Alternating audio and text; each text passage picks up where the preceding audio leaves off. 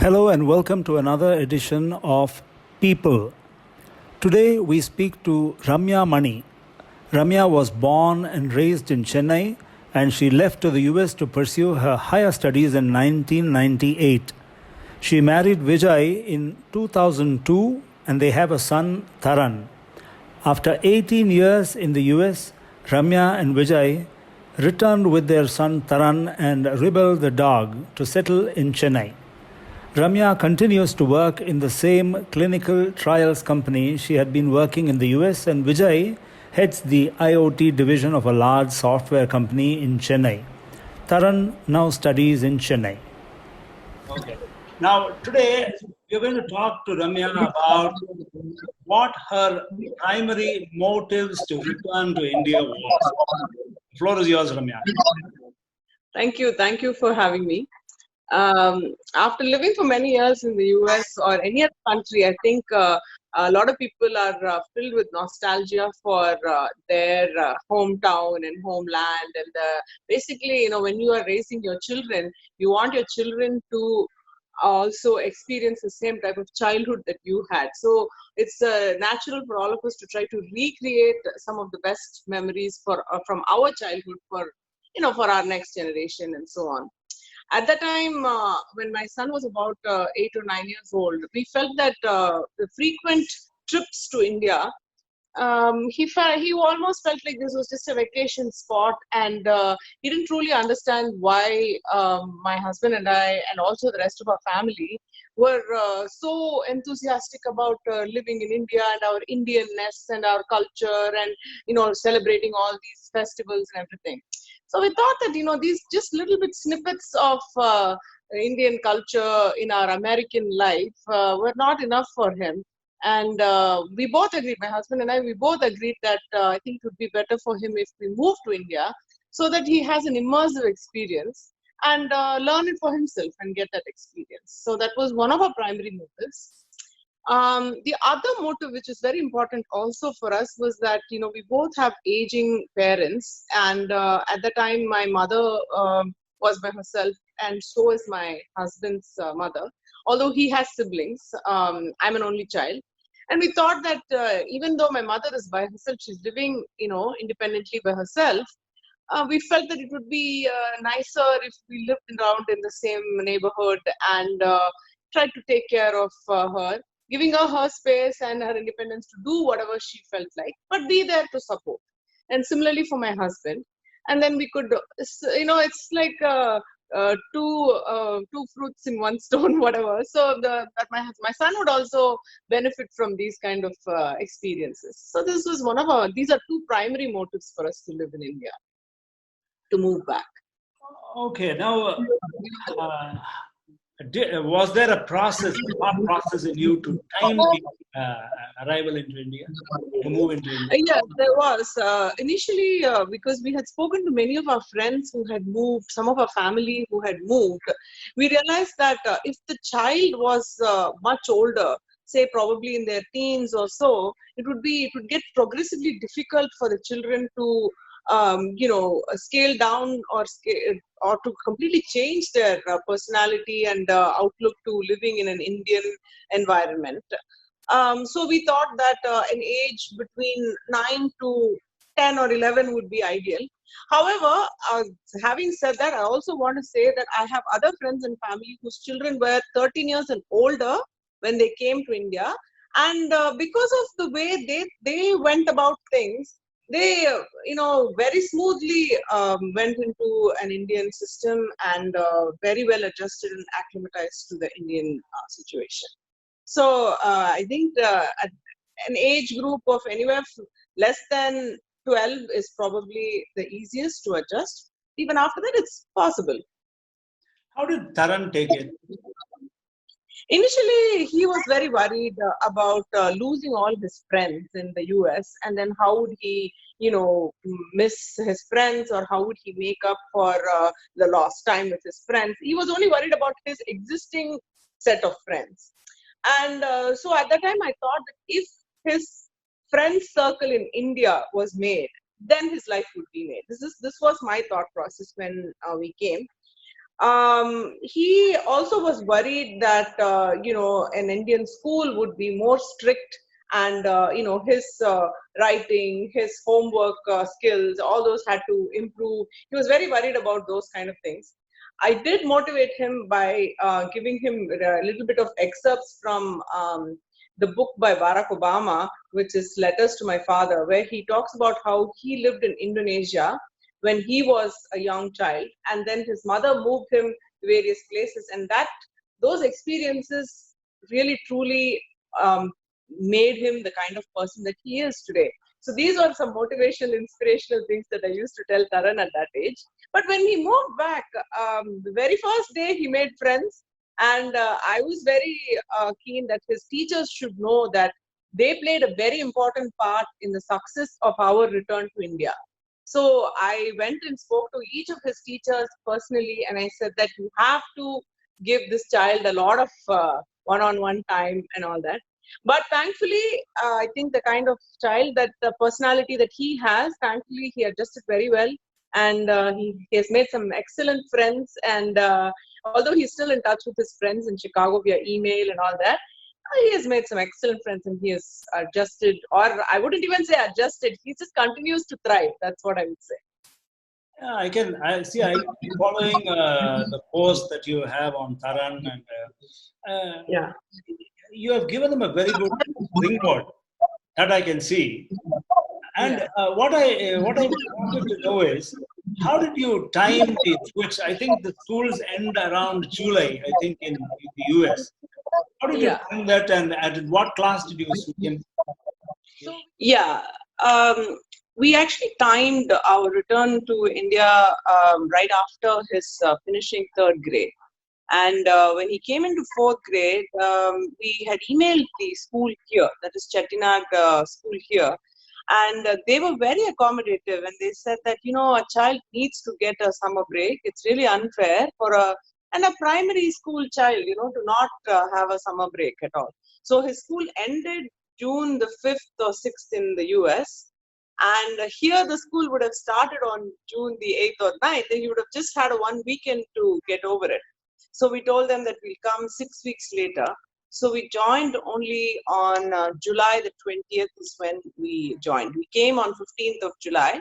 We took about a week for jet lag to get past, and then July 20th is when he joined. Yeah. Okay.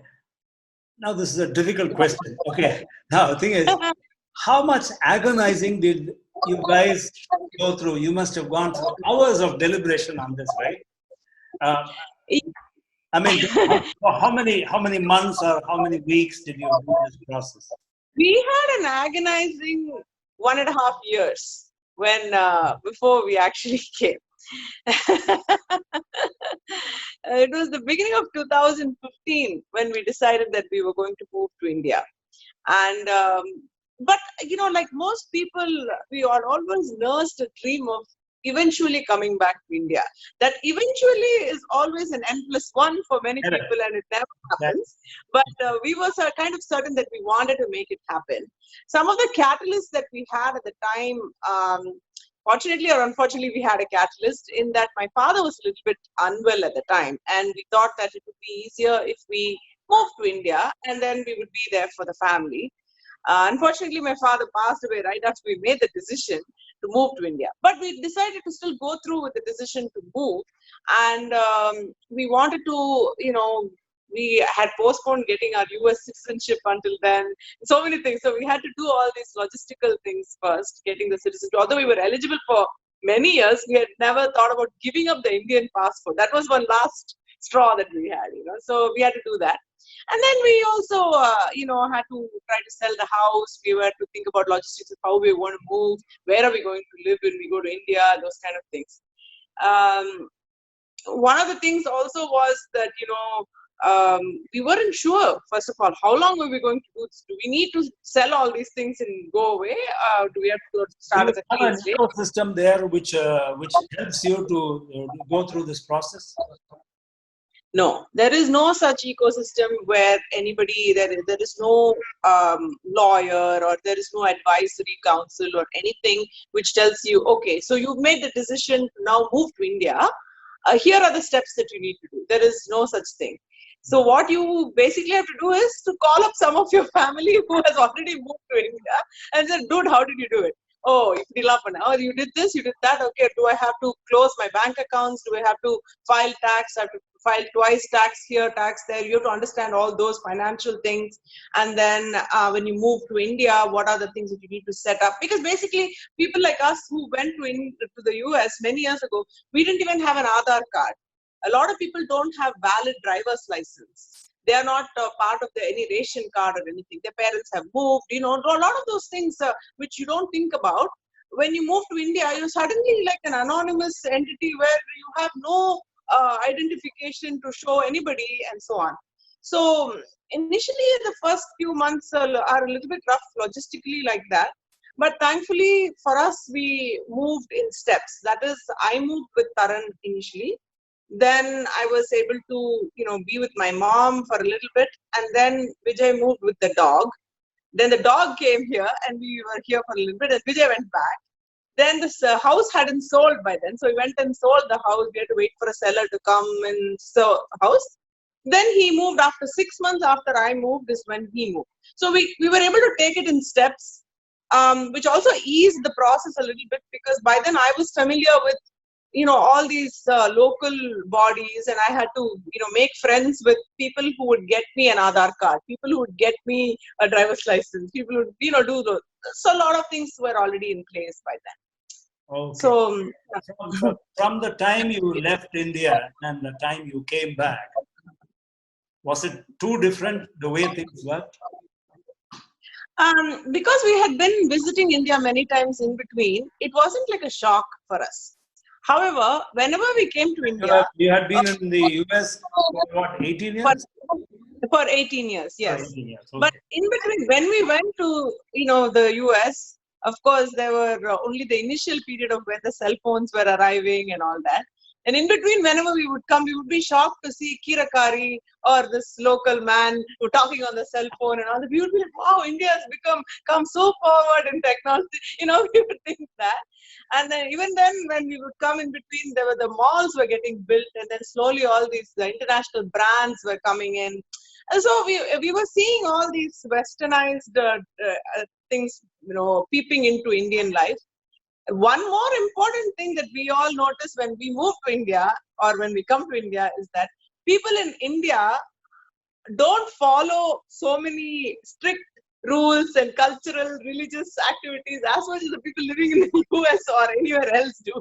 Because the people are stuck in the 1978 or 1985 or whichever year that they moved out of India, they are stuck in that lifestyle. Right. So you can find them doing more of the rituals and all that than people living in India normally do. So okay. Sometimes there is so much around you, you have contempt for what is adequately available. Right?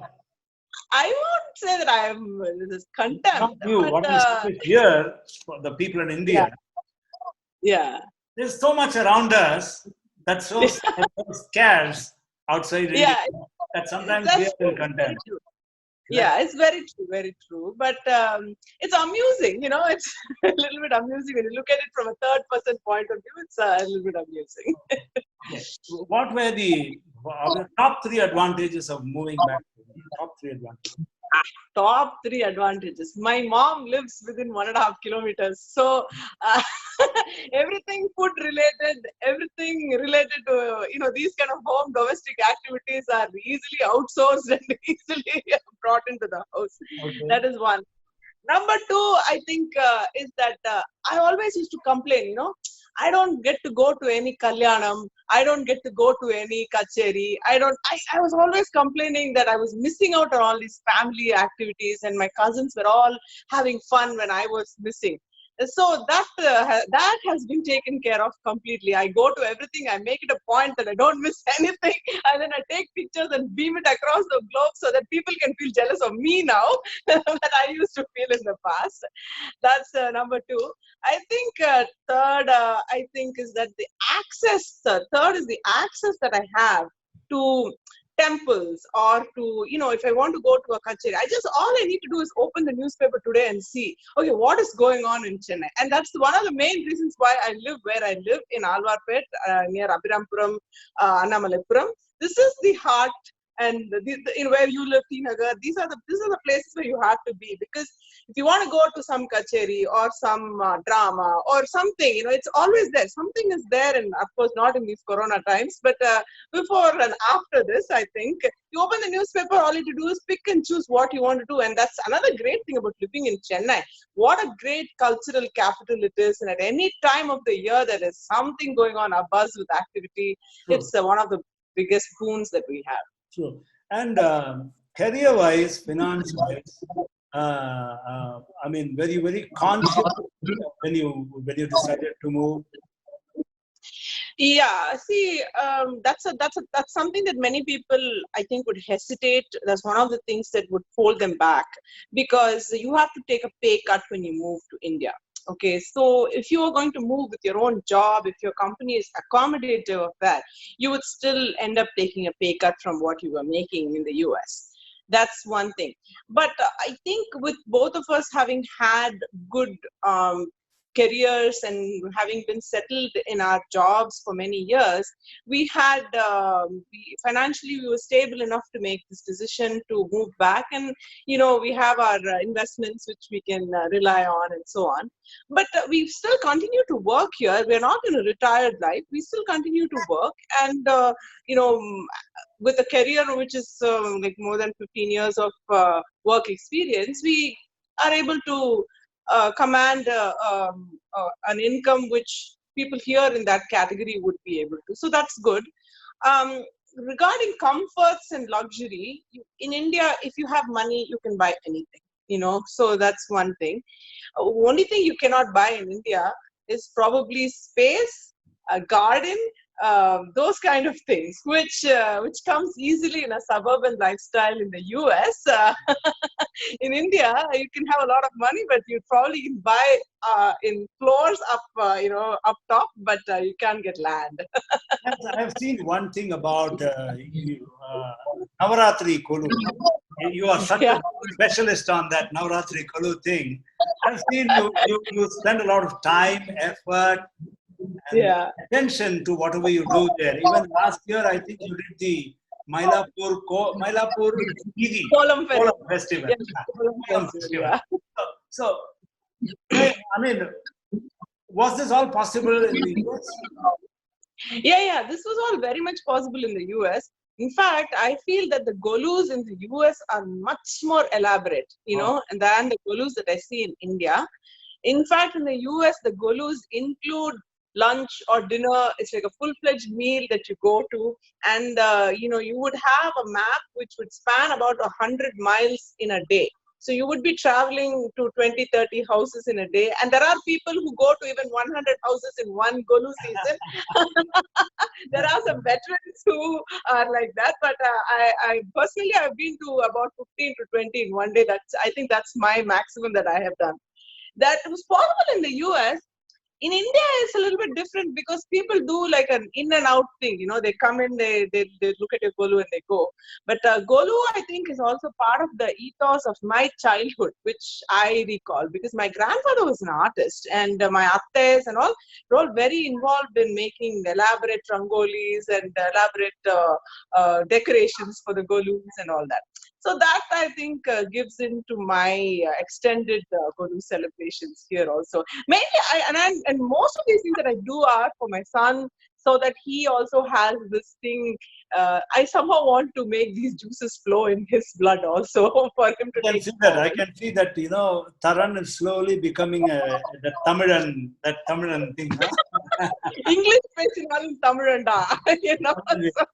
I can see that you're exposing him to Bharadiyar Kavithaigal. You're exposing him to a lot of like dramas like Indian Selvan, all that. Yeah. These are all important things for me, which I feel that my child should take its own shape forward in my child's life later on. How is he taking it?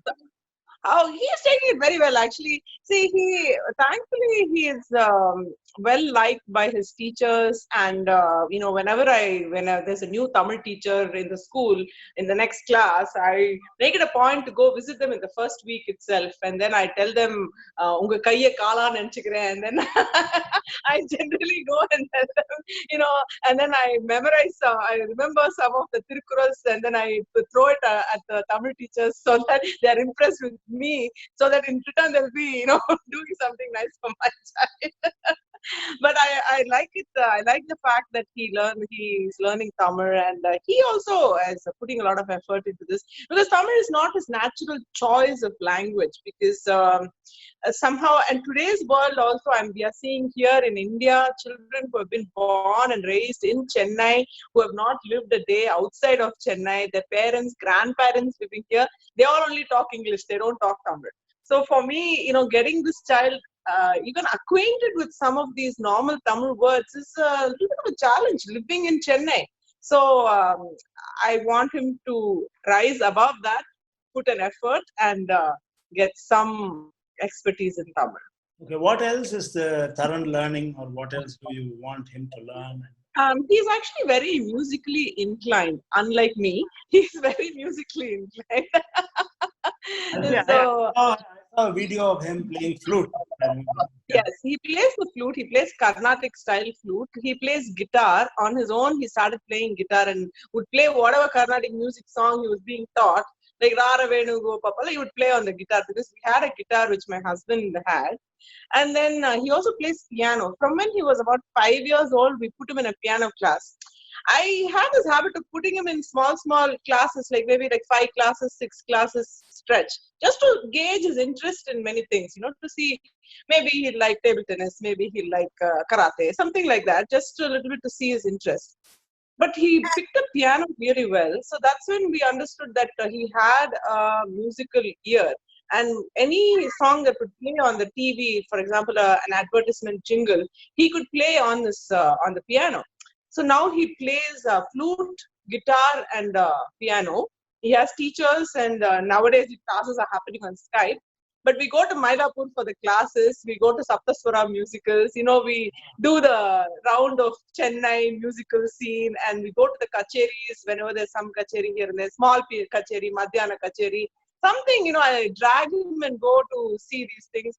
The music has to be listened to, right? It has to be in your ear, so that it's in your brain. Without your knowledge, you can recall it at some point. Okay. The important question I wanted to ask about Taran's education is the typical Indian school student, no? They'll be in a sort of pressure, no? Once they are in the 7th standard or 8th standard. Yeah. For a science student, IIT would be the goal. So IIT focus starts, I think, even much earlier. Standard, 5th standard, etc. Yeah. Do you see a future for him in IITs, or him preparing for the IITs? That's a very good question. It's an excellent question. Taran has a great aptitude for science and mathematics. However, I also find that he does not have great aptitude for rote learning and preparing for exams in a very very concentrated manner. He doesn't prepare like that. From our understanding of him, he can recall everything that the teacher said in the class. Word verbatim he can recall, but if you ask him to memorize something from a book, he cannot memorize it. Is he in a CBSE school now? He's in an ICSE school. So our goal for him, and his, I think, interests lie probably in something where he would be a good, he can use his verbal skills. So, and he speaks very well. He has a good public speaking, capacity. So at the moment, we think that he could be going into a law school or something like that. He does have classmates who are preparing for IIT and who are going to these IIT Fit G classes. Already from 6th grade onwards, they have been going to these Fit G classes. He's not in any kind of pressure. He is not in any kind of pressure. He's not the type of person to take anything. Also has pressure. You just brush it off and go. At some point in time in the near or the far future, he, obviously he would be interested in his masters or his what do you call your bachelor school then? High school. What? Undergrad. Undergrad. Undergrad outside India, right? Yeah. And I think he's a U.S. citizen. The fees is also Yes. low, right? He has to take his SAT, I think, SAT, right? Yeah, SAT exams, and then if he were to go to some other, I think, schools, he may have to take some specific exams for that. He doesn't have to take the TOEFL So because you're his planning English. that for him, right? You're planning that for him. Yeah, so actually nowadays how it goes is for college admissions, more than the SAT exam, which he has to take, he would also have to prepare a very well, like an erudite in experiences type of resume. So the CV building starts very early. So you have to have a good, robust curriculum vitae, which and also very good essays, which you are expected to write. That's what the universities in the US are looking for. And even in the US now, the number of Asian students who are applying for undergrad education has gone skyrocketed. So you have to really make yourself stand out and make yourself be unique. So a lot of these experiences which we are building for him go towards building that resume. One thing. I mean, I shouldn't say that it's just for the resume. It's for the person as such. It's actually the person's character, the person's childhood that we are building, which gets documented in a resume. So in his school, we are part of a club which we formed as parents, where we do a science demo in Chennai's corporation schools through an NGO called Teach for India. And my friend, she runs this another NGO called Curious People. So with that, we go to corporation schools to do that. So a lot of these experiences, I think, will be put together, forming a conglomerate resume type thing, which will make him ready for an undergraduate education in the US. But having said that, I also want to say that we have not ruled out an undergraduate education in India. And he's only in 7th grade, so it's a little too early to call, I think, about what he would end up becoming. In the very long term, you and Vijay and Taran could be looking to go back to the US, right? Yes, we have that option. We are citizens of the United States, so we do have that option to move back to the United States if we want. But that all depends on whether. I asked the question to you is. Yeah. You were there for 18 years. You come here. You stay here for about 10 years. Then go back. Now the investment plan there, the investment plans here, the future, everything gets little. Yeah, that is true. I mean, you have to have separate folders even in your brain to think about, in my life in the US, in my life in India, these are all like, different. You kind of have to separate those out. But I don't think that it's so hard to think about, because when you want to move back to the US, you know that you already went there and it was an easy life. It wasn't so hard. Maybe it will have its own challenges in the second iteration, but that's okay. More of the challenges that I think about are, at what stage my parents would be, my husband's mom would be, our in-laws would be at, whether they are dependent on us for their care. And we would, at the moment, we don't want to uproot them and go take them there. In their old age, would we still want to uproot them and take them with us? We don't know. We're very fluid. We are so coming up, I figured one is the education of the child is such a big factor. Number two is the aging parents. Correct. Yes. So important. And the third thing is, when you go back, education again is very important. Yes. You go back, education is so important. It's very important. Yeah, I mean, he would only go back, I think, at an undergraduate or at a graduate school level. I think that's when he would go back. We don't plan to send him sooner for like high school or anything. That's too early to go. And then, we do have some investments which are directed towards his undergraduate education, so that the education fund would we have started those, which would pay for his education there. Although I'm rooting heavily towards the scholarship that he could win. I was just coming to it, Jinx, because looking at his pedigree, I can see his scholarship should be increased. No, we cannot take anything for granted, because if you read about all the various things that Asian children are doing and the number of scholarships that are available, I think there are 5 children lined up for every scholarship that's available anywhere in the US. I can see, Ramya, that you're coming back to India and your planned exit is only going to make Taran a much more rounded person. And I can also see that both of you have faced lots of challenges also. It's not an easy thing to uproot yourself, come here, then go back if you decide to. And I really have to take a lot of lessons from you guys from this talk that I had. I realized, because my entire life is 2.5 kilometers diameter from that Tinagar bus stand. No? It's not very far away from that Tinagar bus stand. I might have gone to a lot of places, visited places, but I was a visitor. I was never someone who lived there, who had a home there, or that. Yeah. No, but see, it's easier for us because we have this Madras life in our heart.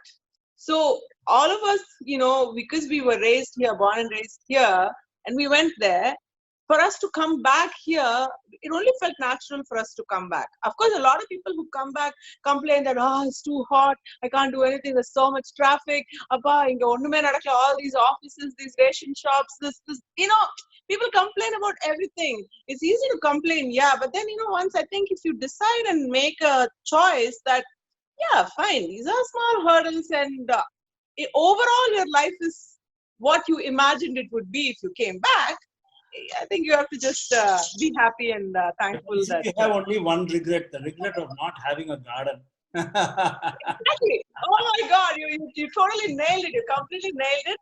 The biggest regret that I have is that when I open the door, I cannot place my foot on grass. So, the feeling of grass, I've forgotten how it feels like to put my foot on grass. You make all the good right decisions. You're checking all the right boxes for Taran and yourselves. So happy to speak to you today. It's been a great experience speaking to you. Thank you. Taran and Vijay, great future. Good luck. Thank you so much for having us. I'm really glad that I was able to talk to you about my return to India. A lot of people ask me these questions in little bits and pieces, but I'm also thankful that now if anybody asks me, I can show them this video and say, here are all the answers. Okay, thank you, viewers. We'll meet again in another edition of People. Thank you, Ramya. Thank you. Bye. Bye.